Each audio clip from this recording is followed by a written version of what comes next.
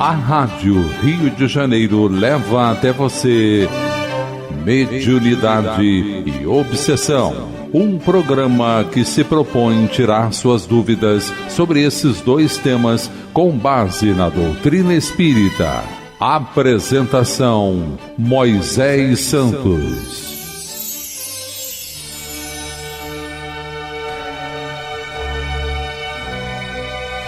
Caríssimos ouvintes da Rádio Rio de Janeiro, eu sou Moisés Santos e este é o programa Mediunidade e Obsessão, que você acompanha aqui conosco na Rádio Rio de Janeiro, meu caro ouvinte, para estudarmos os recursos da prática mediúnica, o intercâmbio entre dois mundos, o mundo espiritual e o mundo físico, a relação do espírito como médium, o encarnado na Terra, a desempenhar uma função digna de recuperação da sua integridade moral, da sua luz, da retificação da sua vida perante a justiça divina, nessa oportunidade de trabalho com Jesus. E precavendo-se sempre com a oportunidade de nos isentarmos das raízes que estabelecem conexões em função das nossas atitudes, hábitos, e passado com necessidades graves, para nos isentarmos dos processos obsessivos. Nós estamos na 5ª temporada do nosso programa e continuamos abordando a obra Teoria da Mediunidade. O autor é Zalmino Zimmermann, a editora Allan Kardec. Hoje vamos finalizar o capítulo sobre a intuição e telepatia. Paramos no ponto em que o autor vai nos trazer as perspectivas científicas de estudos acerca da comprovação da natureza espiritual do pensamento. Os estudos científicos que se seguiram, paramos nesse ponto. Tanto na Europa como nos Estados Unidos, provaram definitivamente que o fenômeno telepático, embora ainda não bem entendido em sua intimidade, é uma realidade. Então a telepatia foi comprovada cientificamente. Possível é que os estudos que se desenvolvem em relação à sincronicidade existente nos eventos humanos possam, de algum modo, no futuro, contribuir para a melhor compreensão do que ocorre no fenômeno telepático e, por conseguinte, do processo intuitivo. Então, essa sincronicidade estabelece-se no Espiritismo a relação das comunicabilidades e está relacionada ao processo intuitivo e telepático. Embora o psicólogo e psiquiatra suíço Carl Gustav Jung, em 1875 e desencarnou em 1961, já tenha se referido à sincronicidade como ocorrência coincidente de acontecimentos, que nem sempre obedecem à lei da causalidade.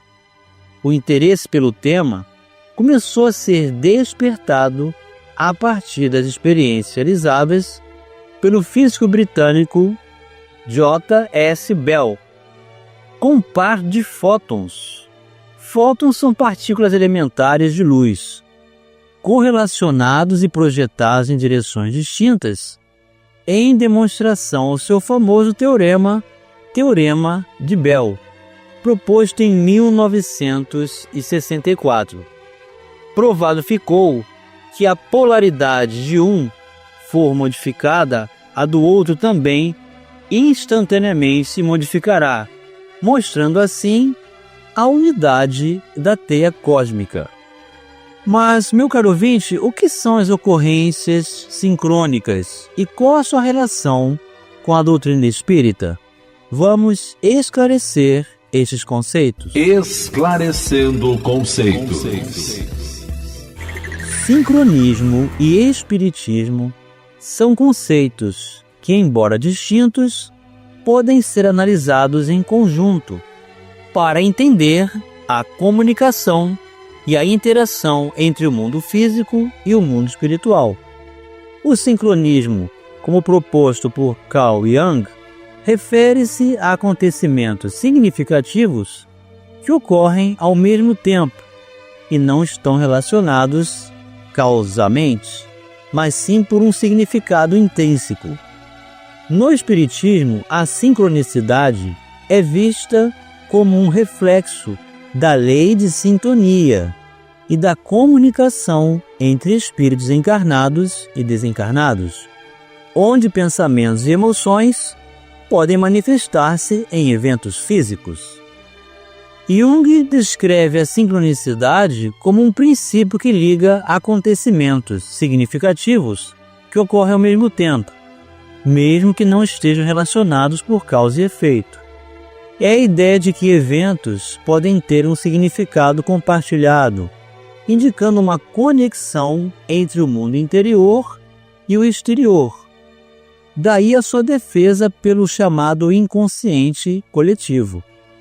No Espiritismo, considera-se que a sincronicidade pode ser um sinal da comunicação entre os espíritos e os encarnados, onde pensamentos e emoções podem influenciar o mundo físico. A lei de sintonia, por exemplo, sugere que a sintonia entre espíritos de diferentes planos pode gerar manifestações físicas, como a paralisia de um relógio ao desencarne de uma pessoa. No Espiritismo, a comunicação entre encarnados e desencarnados é vista como uma possibilidade, tanto através de fenômenos mediúnicos, como de sincronicidades que podem ser percebidas como recados do mundo espiritual. Em resumo, o sincronismo e o Espiritismo oferecem perspectivas distintas sobre a relação entre o mundo físico e o mundo espiritual. O sincronismo, como proposto por Jung, foca na ideia de conexões significativas entre acontecimentos, enquanto o Espiritismo enfatiza a comunicação e a influência dos espíritos no mundo físico, com a sincronicidade sendo vista como um sinal dessa comunicação. E o autor continua explicando: as investigações relacionadas com as ocorrências sincrônicas são recentes, mas o fato é conhecido desde o século XVII.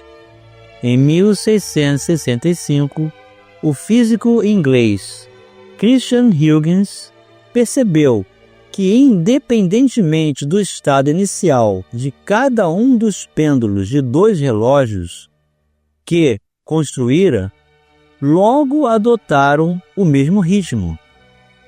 Arthur Winfrey, biólogo norte-americano, na década de 1960, também examinou o fenômeno repetitivo com os pêndulos, estudando ainda o sincronismo entre os seres vivos, ao constatar milhares de vagalumes ao sudeste asiático piscando ao mesmo tempo nos matagais ribeirinhos. Em sua obra The Emerging Science of Spontaneous Order, ou a tradução em português Sincronia, a emergente ciência da ordem espontânea, em 2003, o autor Winfrey resume o histórico e o propósito do novo campo de estudo, comentando modelos e teorias e prevendo a sua aplicação aos mais diversos níveis de existência. Então, meu caro ouvinte, o mundo espiritual é esse enorme campo magnético que se estabelece em sincronia de ondas, estabelecendo princípios semelhantes de interesses, de hábitos e relações.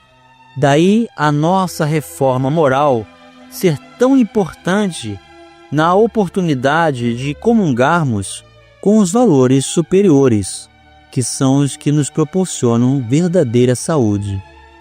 Modelos matemáticos para a sincronia foram estabelecidos pelo físico japonês Yoshiki Kuramoto e pelo matemático Stephen Strogatz, da Universidade de Cornell, nos Estados Unidos. considerado pioneiro da ciência da sincronicidade.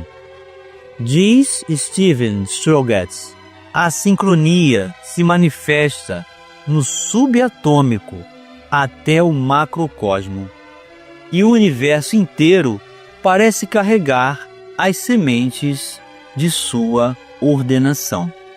Então é muito interessante essa comprovação científica, mostrando que o hálito de Deus, através da sua matéria-prima estabelecida como princípio de tudo, o fluido cósmico, apresenta propriedades neutras que vão ser impressionadas pelo pensamento, pelo interesse, pela emissão de vibrações que estabelece o concurso da vontade e conexões de simbiose dos mesmos valores entre todos nós indivíduos. Cientistas de diversos países, inclusive do Brasil, vêm se interessando pelo tema, sendo certo que ele é presente em todos os domínios da vida, inclusive na dimensão mental. Por esse caminho, provável que, de alguma forma, a teoria da sincronicidade possa levar a um conhecimento mais profundo do processo intuitivo. Então, eis aqui a relação entre a sincronicidade e o processo intuitivo, porque estamos relacionados diante desse hálito natural do fluido cósmico que estabelece o concurso e conexão entre pensamentos da mesma frequência. Isso se apresenta não só no pensamento, mas na palavra, nos atos, nas intenções e também na música. As músicas de frequências mais graves estabelecem o concurso apelativo de conexão direto com a matéria e, portanto, estabelecem conexões com as sensações, enquanto que as músicas com frequência mais elevada tocam mais o coração, a alma, o sentimento. Eventos há que parecem confirmar a existência da chamada intuição coletiva e que talvez digam com a teoria da sincronicidade. É o caso de certos inventos idealizados simultaneamente por pessoas residindo em países diferentes, até como o acontecido, por exemplo, entre Newton e Leibniz em relação ao cálculo diferencial, entre Darwin e Russell Wallace em relação à teoria da evolução, ou de certos movimentos sociais, inclusive os de caráter internacional, que ocorrem ao impulso de um ideal único, a lembrar, a propósito, a máxima de Victor Hugo, que diz que uma coisa existe mais poderosa que todos os exércitos, uma ideia cujo tempo é chegado. Vamos continuar abordando o capítulo Telepatia e Intuição já no próximo bloco. Participe do programa Mediunidade e Obsessão enviando sua sugestão ou pergunta para o e-mail meo@radioriodejaneiro.am.br ou pelo WhatsApp 984867633 aos cuidados de Moisés Santos. A Rádio Rio de Janeiro está apresentando Mediunidade e Obsessão. Apresentação Moisés Santos. Caríssimos ouvintes da Rádio Rio de Janeiro, voltamos agora para o segundo bloco, onde estamos concluindo o capítulo sobre telepatia e intuição. Você acompanha aqui conosco na Rádio Rio de Janeiro, meu caro ouvinte, a obra Teoria da Mediunidade. Você já sabe, o autor é Zalmino Zimmermann, a editora Allan Kardec. E o autor continua dizendo que a telepatia entre desencarnados, como visto, é o processo de intercomunicação corriqueiro, não só entre os espíritos que gravitam no mesmo nível espiritual, como entre os que se situam em plano superior e os que estagiam em faixas de menor evolução. A telepatia entre desencarnados e encarnados é um processo de contato em que a pessoa que já se encontra na dimensão espiritual conecta-se com a ou as que vive ou vivem a experiência física. Nessa categoria, podem também ser alinhados os casos de obsessão, que podem chegar ao perigoso domínio telepático. A telepatia entre encarnados e desencarnados é a que ocorre, por exemplo, na prece, quando uma pessoa ou pessoas projetam seu pensamento em direção ao plano espiritual, ou quando simplesmente pensa-se em alguém que já deixou o plano físico, com a força que o sentimento produz. Evidentemente, o pensamento do emitente é registrado pelo receptor, de acordo com as condições de cada um. Outro exemplo é o que pode ocorrer na mediunização psicofônica, quando o médium tem a possibilidade de interferir telepaticamente na comunicação, sem que o comunicante sequer o perceba. E entende-se do exposto que há claramente uma efetiva relação entre intuição e telepatia. Intuição é a faculdade de conhecer imediatamente um objeto. Esse conhecimento pode surgir, como visto, da conexão mental entre um espírito desencarnado e um ou mais encarnados, entre os desencarnados, situados em planos evolutivos diferentes, e, de certo modo, entre encarnado e desencarnado, como pode ocorrer na mediunização psicofônica, em que o médium pode influir no pensamento do espírito. A intuição, pois, comparece como um tipo de telepatia, embora esta tenha um significado mais abrangente. De se ressaltar também que o processo telepático pode ser detectado nos vários tipos de intuição. Na superintuição ou intuição superior, todavia, segundo algumas indicações, é possível que ocorra também outro tipo de processo de cognição, que diga com a elevação espiritual do agente intuitivo. Segundo alguns autores espiritualistas, na superintuição, que geralmente tem caráter mediúnico, a participação do agente intuitivo é mais ativa que nos outros tipos de intuição. Oportuno finalmente ressaltar que a diferença técnica entre a intuição mediúnica e a não mediúnica é dada na realidade por seu conteúdo. Em ambas as circunstâncias, o processo é o mesmo, porém a intuição adquire caráter mediúnico quando seu conteúdo interessa aos outros, à coletividade, ao contrário da não mediúnica, que somente diz com interesse pessoal do percipiente. Então aqui o autor nos oferece realmente uma riqueza de esclarecimentos, estabelecendo essa conexão dos nossos pensamentos, diferenciados de um pensamento que não nos pertence e que pode ser associado ao nosso, ou estado de desenvolvimento tamanho de propriedade e qualificação, porque a espiritualidade superior, meu caro ouvinte, vai usar no mecanismo mediúnico aquilo que nós, encarnados, pudermos oferecer, seja da aquisição de conhecimento e experiência dessa existência ou de existências anteriores. E assim, no processo de intuição, de conexão, simbiose e sincronismo, nós estabelecemos essa conexão, estabelecendo assim a unicidade do propósito e sendo potencializado o pensamento no momento de exposição de um estudo, no momento de uma assistência, num atendimento fraterno e também numa prece, quando estabelecemos a conexão com o mundo superior, quando os nossos corações realmente se integram ao sentimento e a confiança e a fé estabelecem a oportunidade de rasgarmos os horizontes e alcançarmos distâncias imensuráveis até o seio de Deus, onde estamos realmente conectados.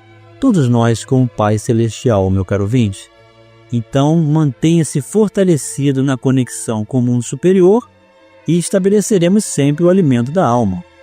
E chegou o momento, meu caro ouvinte, de você receber a mensagem ao seu coração. Mensagem ao coração.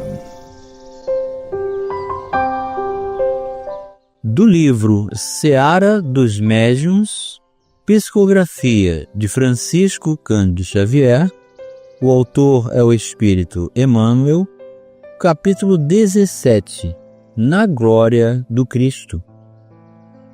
Reunião pública de 29 de fevereiro de 1960. Questão relacionada do Livro dos Médiuns, número 46, parágrafo 7º. Se entre as vidas magnificentes da Terra uma existe, na qual a mediunidade comparece com todas as características, essa foi a vida gloriosa do Cristo. Surge o Evangelho do contato entre dois mundos. Zacarias, o sacerdote, faz-se clarividente. De um instante para outro, e vê um mensageiro espiritual que se identifica pelo nome de Gabriel, anunciando-lhe o nascimento de João Batista.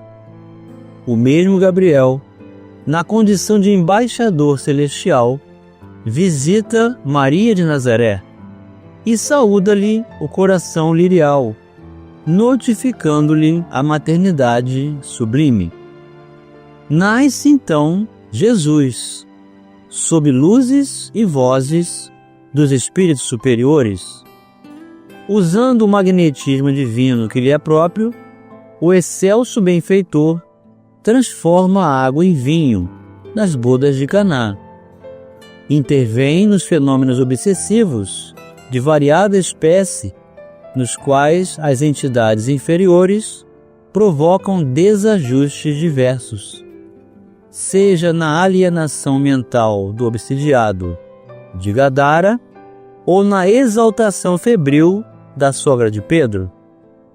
Levanta corpos cadaverizados e regenera as forças vitais dos enfermos de todas as procedências. Apazigua elementos desordenados da natureza e multiplica alimentos para as necessidades do povo. Sonda os ideais mais íntimos da filha de Magdala, quanto lê na Samaritana os pensamentos ocultos. Conversa, ele mesmo, com desencarnados ilustres no cimo do Tabor, ante os discípulos espantados.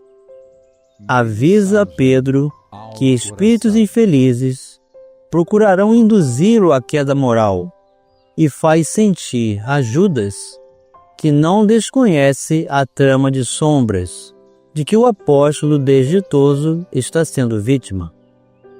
Ora no horto, antes da crucificação, assinalando a presença de enviados divinos. E depois da morte, volta a confabular com os amigos, fornecendo-lhes instruções quanto ao destino da Boa Nova. Reaparece plenamente materializado diante dos aprendizes no caminho de Emaús e mais tarde, em espírito, procura Saulo de Tarso nas vizinhanças de Damasco para confiar-lhe elevada missão entre os homens. E porque o jovem perseguidor do Evangelho nascente se mostre traumatizado ante o encontro imprevisto, busca ele próprio a cooperação de Ananias para socorrer o novo companheiro dominado de assombro. É inútil, assim, que cristãos distintos, nesse ou naquele setor da fé, se reúnam para confundir respeitosamente a mediunidade em nome da metapsíquica ou da parapsicologia, que mais se assemelham a requintados processos de dúvida e negação, porque ninguém consegue empanar os fatos mediúnicos da vida de Jesus, que diante de todas as religiões da terra permanece por sol indiscutível, a brilhar para sempre. Eis o convite do benfeitor espiritual Emmanuel para os nossos corações, meu caro ouvinte. O uso da mediunidade pela bússola do Evangelho, com Jesus, nesse ideal maior de libertação. Que a paz do Mestre esteja contigo, meu caro ouvinte. Um grande abraço e até o próximo programa. A Rádio Rio de Janeiro apresentou Mediunidade e Obsessão.